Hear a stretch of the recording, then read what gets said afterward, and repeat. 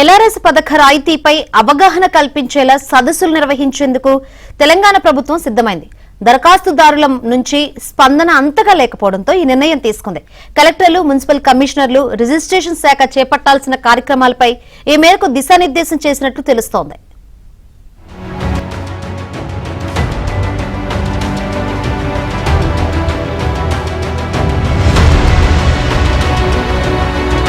Layout క్రమబద్ధీకరణ పథకం LRS కింద దరఖాస్తుదారులకు రాయితీ ఇచ్చినా పెద్దగా స్పందన లేకపోవడంతో రేపటి నుంచి రాష్ట్ర వ్యాప్తంగా సదస్సులు నిర్వహించి ప్రచారం చేయాలని సంబంధిత శాఖల అధికారులను ప్రభుత్వం ఆదేశించింది. ఈ మేరకు కలెక్టర్లు, మున్సిపల్ కమిషనర్లు, రిజిస్ట్రేషన్ శాఖ అధికారులు చేపట్టాల్సిన కార్యక్రమాలపై దిశానిర్దేశం చేసినట్లు తెలిసింది. ఈ నెలాఖరు వరకు ఎల్ఆర్ఎస్ రాయితీ పథకం అమల్లో ఉంటుంది. శనివారం నాటికి 8 రోజుల వ్యవధిలో దాదాపు 8,000 దరఖాస్తులను ఆమోదించారు. రాష్ట్ర వ్యాప్తంగా ఎల్ఆర్ఎస్ కోసం ఇప్పటికే 25.68 లక్షల దరఖాస్తులు రాగా వాటిలో ఆటోమేటిక్ ఫీజు జనరేట్ అయినవి 19 లక్షల వరకు ఉన్నాయి. ఇంత పెద్ద సంఖ్యలో దరఖాస్తులు కనిపిస్తున్నా 25% రాయితీని సద్వినియోగం చేసుకునేందుకు దరఖాస్తుదారులు ముందుకు రావట్లేదు.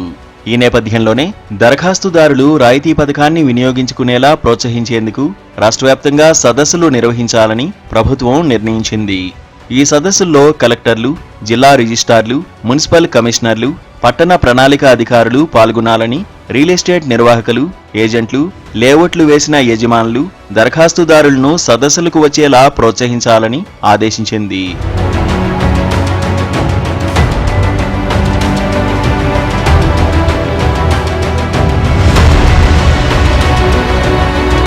ఎల్ఆర్ఎస్ దరఖాస్తుదారులు ముందుకు రాకపోవడంపై అధికారుల నుంచి పలు అభిప్రాయాలు వినిపిస్తున్నాయి. రాష్ట్రంలో భూముల ధరలు ఆశాజనకంగా లేవని, మార్కెట్ కాస్త మందకొడిగా ఉందని చెబుతున్నారు.